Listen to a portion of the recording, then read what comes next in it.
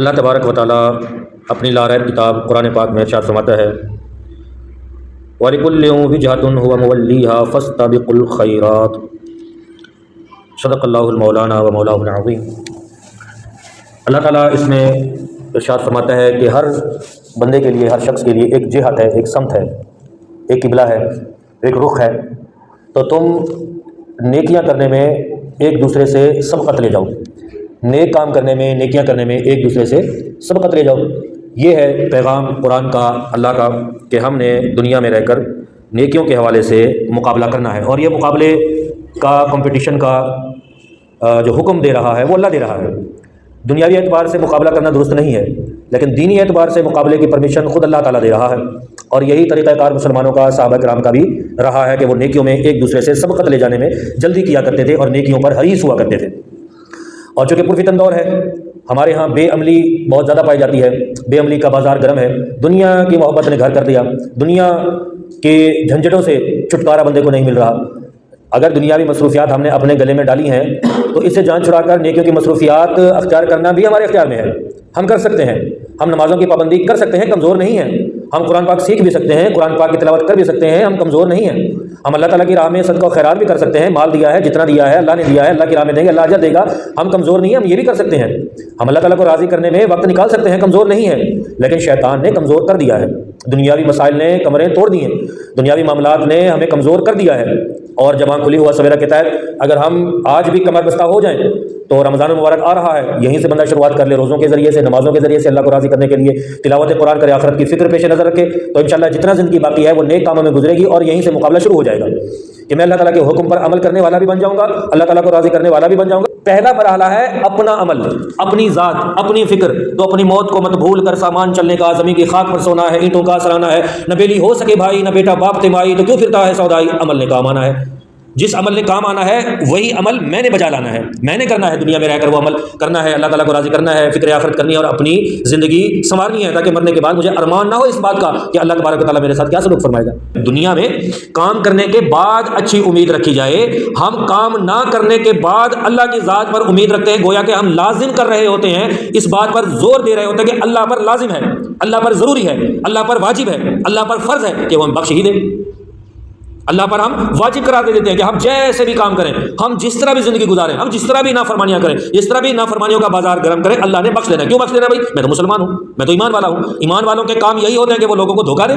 کیا مسلمانوں کے کام یہی ہوتے ہیں کہ وہ فراڈ کریں؟ کیا مسلمانوں کے کام یہی ہوتے ہیں کہ وہ ملاوٹ والا مال بیچے؟ کیا مسلمانوں کے کام یہی ہوتے ہیں کہ وہ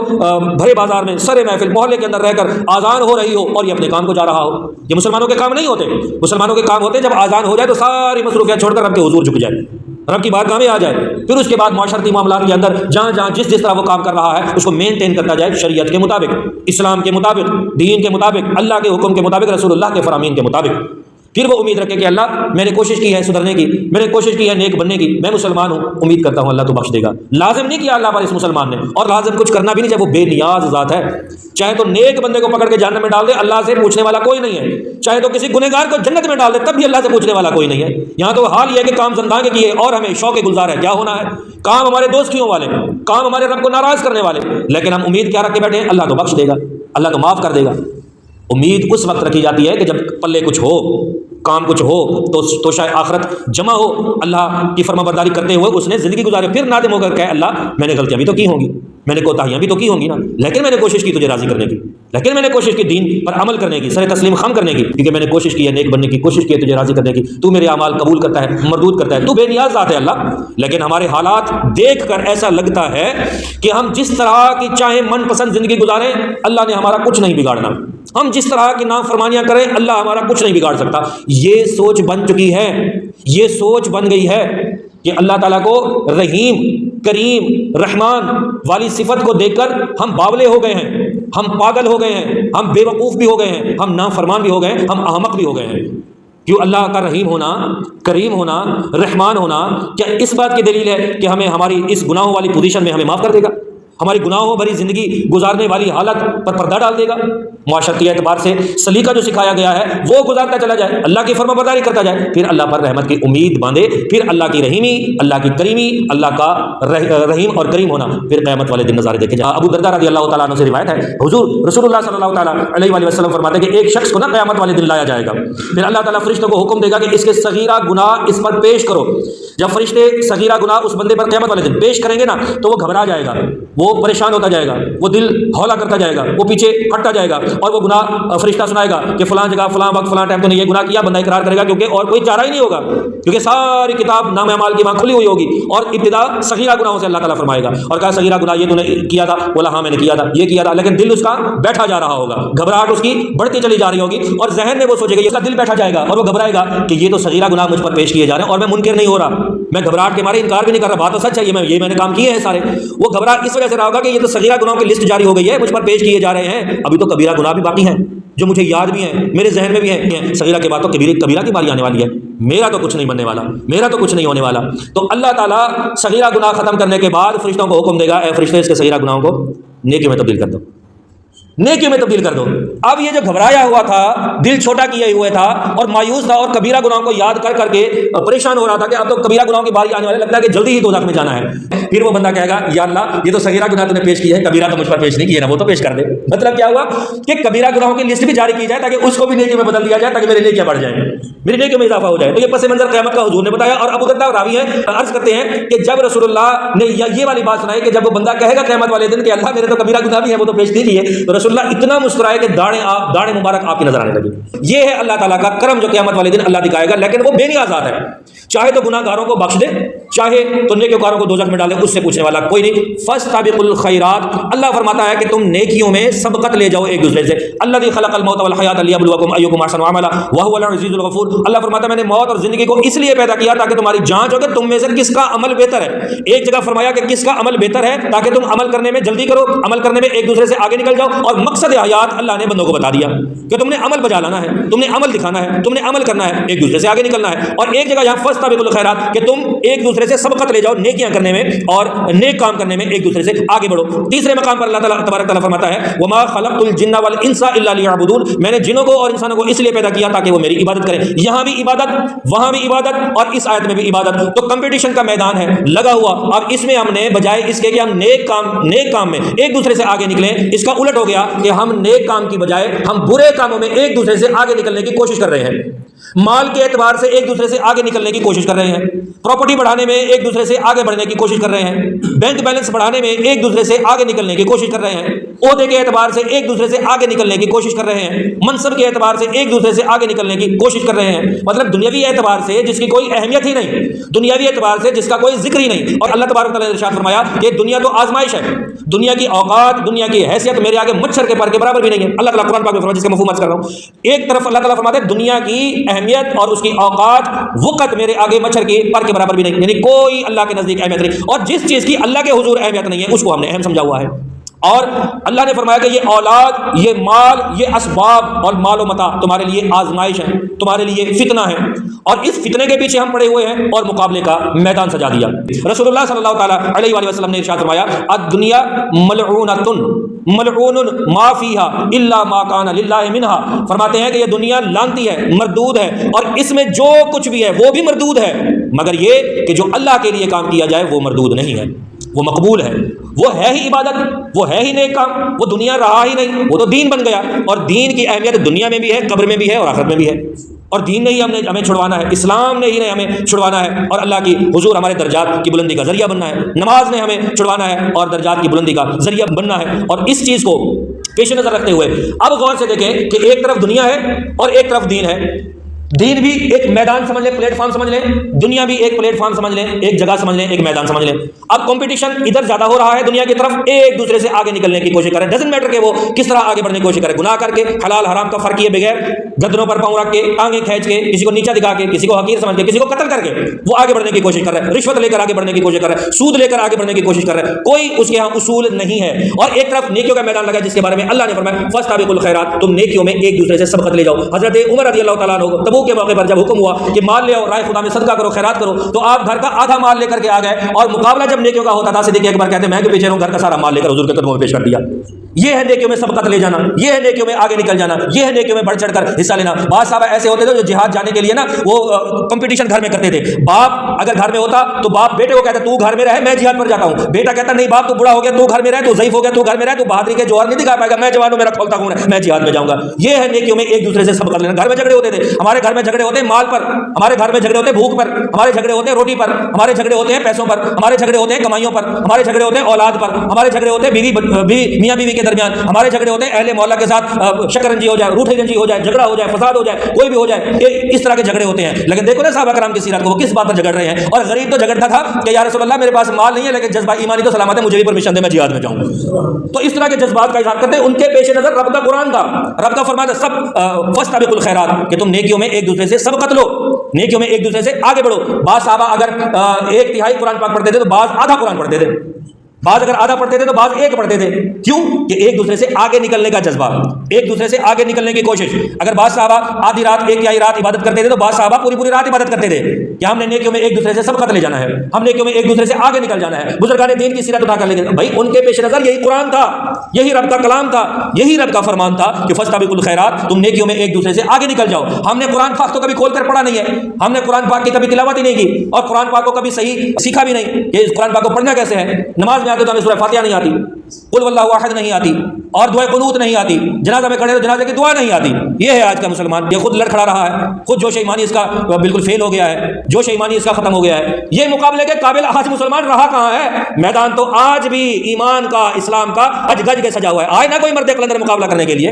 آئے نہ کوئی تہجد گزار میدان عمل میں، آئے نہ کوئی تلاوت کرنے والا روزانہ ایک بارے کی میدان عمل میں، آئے نہ دکھائے نہ اپنا عمل۔ جہاں ریاکاری ہوتی ہے وہاں تو ہم نے کبھی ڈرنا ہی نہیں ہے، وہاں تو ہم نے کبھی سوال کسی سے کرنا ہی نہیں ہے، وہاں تو ہم نے کسی کو شرمندہ کرنا ہی نہیں ہے کہ یہاں لوگوں کو ذلیل کیا جا رہا ہے، لین میں قطار میں راشن بانٹ رہے ہیں، اور بھائی اس سے منع کیا گیا ہے۔ ایک غریب پہلے سے رسوا ہے، اس کو پھر رسوا کیا جا رہا ہے ایک راشن کی تھیلی کے پیچھے، اور 10 راشن کی تھیلی بانٹی ہے تو تصویر دکھا کر تو 20 بورے اور راشن کے وہ بٹور لے گا کون سے لوگوں سے دکھا کے۔ تو یہ جس چیز سے منع کیا گیا ہے اس میں ریاکاری کا عنصر آتا ہے۔ ایک کام کے اندر تو میدان عمل میں آنے کے لیے آپ آگے بڑھے نا۔ ایک بارہ قرآن پاک پڑھنے والا کہاں ہے؟ میدان عمل والا آنے والا کوئی نہیں۔ 5 وقت کی نماز کی پابندی کرنے والا کہاں ہے؟ کوئی نہیں۔ نوافل کی کثرت کرنے والا کون ہے؟ کوئی نہیں۔ اللہ تعالیٰ کو راضی کرنے والا کون ہے؟ کوئی نہیں۔ رسول اللہ صلی اللہ علیہ وسلم پر درود و سلام پڑھنے والا کون ہے؟ جی کوئی نہیں۔ جی یہاں پر پارا ختم کرنے والا کون ہے؟ جی کوئی نہیں۔ یہاں پر اللہ کو راضی کرنے والا کون ہے؟ جی کوئی نہیں۔ یہاں پر نیکی میں سبقت لے جانے والا کون ہے؟ جی کوئی نہیں۔ صدقہ خیرات کرنے والا کون ہے؟ کہاں ہے؟ جی کوئی نہیں۔ زکات پوری نکالنے والا کون ہے؟ جی کوئی نہیں۔ اور بھی عشور ادا کرنے والا کون ہے؟ جی کوئی نہیں۔ تو کہاں گئے مسلمان؟ عمل بجانے والے کہاں گئے؟ یہاں تو گلی مسلمان ہیں، محلہ دیکھو تو مسلمانوں کا، گلی دیکھو تو مسلمانوں کی، علاقہ دیکھو تو مسلمانوں کا، شہر دیکھو تو مسلمانوں کا، ملک دیکھو تو مسلمانوں کا، لیکن میدان عمل تو خالی پڑا ہوا ہے۔ یہاں پر مسلمان کیوں نہیں نظر آ رہے ہیں؟ یہی میدان عمل خالی دیکھ کر تو کفار ہم پر ہنستے ہیں، یہی میدان عمل خالی دیکھ کر تو ہماری بے عزتی کرتے ہیں، یہی میدان عمل خالی دیکھ کر تو وہ ہم پر بھگیاں کستے ہیں، ہمیں غلام سمجھتے ہیں، ہمیں نیچ سمجھتے ہیں، ہمیں حقیر سمجھتے ہیں، ہمیں فقیر سمجھتے ہیں، ہمیں بیکار سمجھتے ہیں، ہمیں کسی کام کا بھی نہیں سمجھتے۔ ہماری طاقتیں ساری ختم ہو گئی، ہمارے جذبے سارے ختم ہو گئے، کیوں کہ میدان عمل سے جو دور بھاگ گئے نا۔ میدان عمل کی جس کے اندر طاقت نہیں ہے، دشمن سے مقابلہ کرنے کی بھی طاقت نہیں ہے اس کے اندر۔ پہلے تو میدان عمل میں آ کر سردیوں کے اندر وہ وضو تو کر کے دکھائے۔ افضل العبادات احمدھا، آقا کریم صلی اللہ علیہ وسلم ارشاد فرماتے ہیں افضل ترین عبادت وہ ہے کہ جس میں زحمت زیادہ ہو، جس میں تکلیف زیادہ ہو، جس میں آزمائش زیادہ ہو۔ اور ہم تو گرمیوں میں اپنا پنکھے نہ ہونے کی وجہ سے نماز نہیں پڑھتے، ٹھوس ہو جاتے ہیں، سردیوں میں ٹھنڈا پانی دے کر ٹھوس ہو جاتے ہیں۔ یہ ہماری حالت ہے، یہ ہماری طاقت ہے، یہ ہماری پوزیشن ہے۔ تو مسلمان آج عمل سے دور ہے، اس لیے کمزور ہے۔ آج بھی یہ کمر بستہ ہو جائے نا، میدان عمل میں آ جائے، کوئی مائی کا لال مسلمان سے مقابلہ نہیں کر سکتا، کوئی بھی مائی کا لال مقابلہ نہیں کر سکتا۔ ایک کمزور مسلمان جس کو سمجھا جاتا ہے، اور اگر وہ عمل میں مضبوط ہے، میدان عمل میں آ گیا تو کائنات کی کوئی طاقت بھی اس کو ہلا نہیں سکتی، اس کو وہاں سے ہٹا نہیں سکتی، اس کا بال بھاکا بھی نہیں کر سکتی۔ یہی تو وجہ تھی نا کہ بڑے بڑے جرنیلوں نے جو فتح کی تھی وہ صرف میدان عمل میں ثابت قدمی کے ساتھ کھڑے رہنے کی وجہ سے تھی۔ قرآن کا سہارا لیا جاتا تھا، احادیث طیبہ کا سہارا لیا جاتا تھا، دین کا سہارا لیا جاتا تھا، اسلام کا سہارا لیا جاتا تھا، پھر میدان عمل جا کر کفار کو للکارا جاتا تھا، آ جا، تو کفار بھی ڈرتے تھے، کانپتے تھے۔ سمجھ آ رہی ہے نا سائیں؟ کانپتے تھے۔ اور آج ہمارا مسلمان حالات سے گھبرا گیا، غربت سے گھبرا گیا، پریشانی اور آزمائش سے گھبرا گیا. حضرت ابن عباس رضی اللہ تعالیٰ عنہ کے جب لخت جگر فوت ہوئے نا تو ان کے جنازے پر نہیں گئے, نماز پڑھنا شروع کر دی. محلے والوں نے کیا کیا, غسل بھی دے دیا, کفن بھی پہنا دیا, تدفین بھی کر دی, جنازہ پڑھا دیا, تدفین بھی کر دی. اور پھر گئے حضرت ابن عباس رضی اللہ تعالیٰ عنہ کے پاس. آپ کے شہزادے لخت جگر فوت ہو گئے تھے, آپ کیوں نہیں آئے؟ حکمت پوچھنے گئے, اعتراض کرنے نہیں گئے. تو انہوں نے یہ کہا کہ آپ حکمت بتایا کیوں نہیں آئے؟ بولا کہ میں اپنے بیٹے سے بڑا پیار کرتا تھا, بڑی محبت کرتا تھا. جب انتقال کی خبر ہے میرے دل کو بڑا رنج ہوا, بڑا صدمہ ہوا. تو اس صدمے کو کم کرنے کے لیے میں نے نماز شروع کر دی, کیونکہ نماز کا ایک کمال یہ بھی ہے کہ یہ صدموں کو کم کرتی ہے, دلوں کو راحت دیتی ہے, دلوں کو سکون دیتی ہے. اور آیت پڑھی انہوں نے وَاسْتَعِينُوا بِالصَّبْرِ وَالصَّلَاةِ, قوم کو ہدایت بھی دے دی اور اپنا عمل بھی بتا دیا کہ جب بھی تمہیں کوئی آزمائش ہو نا تو اللہ فرماتا ہے نماز اور صبر کے ذریعے سے مجھ سے مدد چاہو. تو اس سے بڑا صدمہ اور آزمائش کیا ہو سکتا ہے کہ بیٹا فوت ہوا پڑا ہے, بیٹا فوت ہوا ہے تو کتنا بڑا صدمہ ہوگا. تو انہوں نے قرآن کا سہارا لیا, دنیا اور دنیا داری کا سہارا نہیں لیا کہ میں اگر جنازے میں جاؤں گا تو لوگ کیا کہیں گے. اور ہمارے یہاں وہ تو مولوی ہاں اپنے پیو کا منہ دیکھنا بھی آیا, وہ تو مولوی ہاں تو عالم ہاں تو منہ دیکھنا میں نہ مرادہ غسل دیوانا میں نہ مرادہ جنازہ پڑھانا میں نہ مرادہ کندھارے وانا میں آخری دیدار نہ کرنا میں. کیوں جگ ہسائی کر بھائی, لوگ کھلتے پہنتے رہے ہوتے, لوگ تے گل ہی کرنے پہ, لوگ تے ہوتے تانے کسے نے پہن, تانو تشنی کرنے پہن. تو عالم ہاں میں عالم ہاں تب مسجد بیٹھے رو روتے رب دی بارگاہ دعا کرے اللہ میرے پیو کو بخشے. ان کے پیش نظر تک قرآن تھا, وہ قرآن نے وہ روکے کہ میں اتنا لوگ جاہل نے تانے سنانا کو بہتر نہیں, میں اپنا صدمہ کم کرنے واسطے نماز پڑھا, رب کو اپنے پیو دی مغفرت واسطے دعا کرا. اے افضل عمل ہے یا رسم رواج لوگ کو راضی کرنے واسطے کندھے ودا اور جنازے پڑھائے ودا یہ سارا کچھ کرے ودا, کیونکہ لوگ کے واسطے رب واسطے جڑا عمل کرے سارا مقبول ہی مقبول ہے. اور رب واسطے کتنا ہے اپنے پیار کر پیارے بیٹے دے جنازے بھی کہیں گے. اور آج یہ کہ مولوی کرے جا تو وہ جنہ حرام کر دے سے قوم, وہ تو رسوا کر دے سے قوم, وہ تو شرمندہ کر دے سے قوم. ہو سکتا ہے امامت کو کاٹ دے گا تے کو دین نال پیار کرنی, اور دین نال پیار ہے, دینی صلاحیت ہے تمہارے اندر کہنی, دینی صلاحیت تو ختم دی گئی, دینی معلومات تو کو کہنی, دینی علم تو کو کہنی, قرآن دے علم تو کو کہنی. یہ تو دیکھو نا کہ اتنا بیٹھ تو کرے نا کیا بیٹھے, کہ تاش کھیلتے بیٹھے, کہ شراب پیندا بیٹھے, فلمیں دیتا بیٹھے, وہ اللہ دی بارگاہ بیٹھے اپنے صدمے کو کم کرے نہ بیٹھے, اللہ کو راضی کرے نہ بیٹھے, اللہ دی بارگاہ چ روندہ بیٹھے کہ اللہ میں کو بن اللہ کا پیار ہا جہاں ٹائم میں جنازے دے وچ صرف کرے ذرا وہ قرآن پاک پڑھ دے میں وہ سارے ثواب کرے سجا, تاکہ قبر دے وچ ونجن کنوں پہلے میرا کیتا ہویا عمل, میرا کیتا ہویا ثواب او کو پجے تے قبر وچ راحت ملے. اللہ میں تیری بارگاہ گڑ گڑے نہ پیا, اور اللہ تعالی نے ارشاد فرمایا تو میں منگو میں تو عطا فرمیسا, تو میری بارگاہ او میرے رحمت دے دروازے کھول لے سا. تے جیڑا بھی دنیا دے وچ کم ہوے نا وجہ تے رب دی بارگاہ وچ نا اساں چونکہ دین کو بھول چکے ہوں, اسلام کو بھول چکے ہوں, ان واسطے سارے پیش نظر دنیا تے دنیا داری ہے. اور دنیا دے حوالے نال رسول اللہ صلی اللہ تعالی علیہ وسلم ارشاد فرمایا حب الدنیا راس کل خطیئات, فرمایا کہ دنیا دی جڑی محبت ہے نا تمام خطائیں دی جڑ ہے, اور دنیا دی محبت ختم ہی نہیں تھیندی, دنیا دا عشق ختم ہی نہیں تھیندا, دنیا نال پیار اتنا پی گئے کہ ایسا دین کو پشت سٹ دیں سے, دین کو غافل تھی ویندے سے, لیکن دنیا نال بے وفائی نہیں کرنی. آج لے ان کی پناہ آج مدد مانگ ان سے پھر نہ مانے کہ قیامت میں اگر مان گیا, کہ اگر آج جڑا دین نال بے وفائی کرے نہ پے نا دین دا شان و شوکت نال قیامت والے جڑے پیش کیتا ویسے, اور دین خود سے اللہ میں کوئی ڈاڈا رسوا کیتے, اللہ میں کوئی ڈاڈا ناراض کیتے. قیامت دے نزدیک دین دی جڑی حیبت ہے ختم کرنے والے یہ لوگ ہیں, سردار لوگ, حکومت والے لوگ, کچھ علماء بھی ہیں جڑے اپنا فسق و فجور دے وچ داخل ہیں, شامل ہیں, عبادت کنو خالی ہیں. پورے محلے دے وچ مولوی ودے ہو سن, ستھڑا سیدھا کیتی ودی دے, ای کو سمجھے سن, او کو سمجھے سن, مسجد چندا کین سن, ایک چنگی گل ہے دین دا کم کرن, بری گل کہنی فجر وچ نظر ہی نہ ہو سن, ہی بس انہاں دی گل اثر نہیں کرن, لوگ جری تھی گئے بکواسا کرن, اور وہ بھی تو دے دے ہوتے نا سامنے ستا پہ اپنے آپ کو عالم آکھنا لا, اپنے آپ کو مولوی آکھنا لا, اپنے آپ کو امام سمجھانا لا, اپنے آپ کو دیندار سمجھانا لا, دین دا ٹھیکیدار بڑے ودے, دین دا کم کریں دا ودے, لیکن نماز نظر کریں دا غلطیاں سارے بھی تو ہیں نا, لوگ تو دے ودن آبزرو کریں دے ودن تانو تشریح واسطے بندہ. یہ جڑے لوگ ہیں یہ دین دی حیبت تے دین دی عزت لوگ دلیں جو کٹ دیں, قصور سارا بھی ہے. تو اساں تو چاہوں کہ اساں ساری وجہ کروں دین دے ہوتے حرف نہ آوے, اساں دے ہوتے جو حرف آوے آوے. صحابہ کرام آدھے اساں نا حضور دے بیعت جڑے گھندے آسے نا ڈھک کمے دے گھندے آسے, لیکن اندر ایک انفرادی کم یہی ہا کہ اساں یہ بھی بیعت گھندے آسے رسول اللہ صلی اللہ علیہ وسلم کو, یا رسول اللہ اساں حق گال دے ہوتے نا ڈٹے رہے ویسوں, حق گال دے ہوتے ڈٹے رہے ویسوں, ملامت کرن والی دی ملامت دی پرواہ کہنا کرے سوں. اے ہا صحابہ دا ایمان اور دین نال محبت. آج سارے پیش نظر دین دا جو کو تھیوے پر میرے ہوتے آنچ نہ آوے. کچھ لوگ انجے ہیں کہ جڑے اللہ رسول کو دور کریں دیں, دین دا نام استعمال کریں دیں, اللہ رسول اللہ نام بھی استعمال کریں دیں, لیکن ہوتے دور ہیں, وہ اپنی بارگاہ چ لوگوں کو گھنا کریں, آپ کنے یار آپ کنے گھنا ورن دی بجائے رب دی بارگاہ کیوں نہ گھنے دیں. ہو آر یو, اپنے آپ کو اعلیٰ سمجھن, اپنے آپ کو عمدہ سمجھن, اپنے آپ کو منزہ عن العیوب سمجھن, اپنے آپ کو خطا کو محفوظ سمجھن, اپنے آپ کو نیک پاک سمجھن, اور اللہ نے قرآن پاک فرمایا اپنے آپ کو صاف ستھرا نہ کو, صاف ستھری میری رب دی ذات ہے. منزہ عن العیوب میرے حضور دی ذات ہے، سبحان اللہ پاک میرا اللہ ہے، صاف ستھرا میرا اللہ ہے، انہیں صفات ہیں تا اللہ دی پاکی دی بجائے اپنی پاکی بیان کرن دو، اپنے آپ کو اعلیٰ سمجھ دو، اپنے آپ کو وڈیرا سمجھ دو، اپنے آپ کو صاف ستھرا بنے دو، آکھو میں نیچ ہاں، میں حقیر ہاں، میں فقیر ہاں، اللہ تو بے نیاز ہے، اللہ تو پاک ہے، تو ہی میں کو پاک کرنے والا ہے، میں اپنا سارے قوتاں سارے طاقتاں سارے دینی صلاحیتاں میں دین دے ہوتے نچھاور کر دے سا، میرا جو کچھ بڑے بڑے کوئی مسئلہ نہیں ہے، میں دین تے آنچ کرنا بڑے سا، ایسے بندے کتنے ہیں مزارے میں چلے گئے نظر نہیں آمدے، اج مولوی ناراض تھی میں کو کرسی نہ پیش کی تھی، میں کو تسی پانی بھی کہنے پوچھا اسی میں کو ٹکر ہی کہنے پوچھا، دیکھ وہ بوجھا ڈو سٹ ہے مولوی پھٹیا پہ سی مولوی کاوڑے پہ وجہ او یار چاہیے ڈڈ ودے کمیندہ دا ڈڈ واسطے ودے دین دا استعمال کرنے ودے دین فروخت کرنے ودے دین فروش مولوی ملا بڑیا ودے انہیں دا دین کو تباہ کیتے انہیں دا دین کو برباد کیتے اصل جے دین دا درد رکھنے والے لوگ ہیں نا کتنا اگر ہیں اس آخر مولوی پاگل دی گئے مولوی عجیب گالی کرتے اے عجیب گالی کری عجیب قوم بڑھ گئی ہے کہ انہاں کو حق دی گال تسلیم کرنے دے تھوڑی بے چینی دینی بھی ہے تھوڑی ٹینشن دینی بھی ہے تھوڑی پرے کیونکہ ان جگہ سنے گا نا یہ تو لکھا بیان کتابیں گالی اللہ اپنے دین دا کام کرنے سے کہیں کو تیار کر سکتے وہ بے نیاز آتے کہیں جے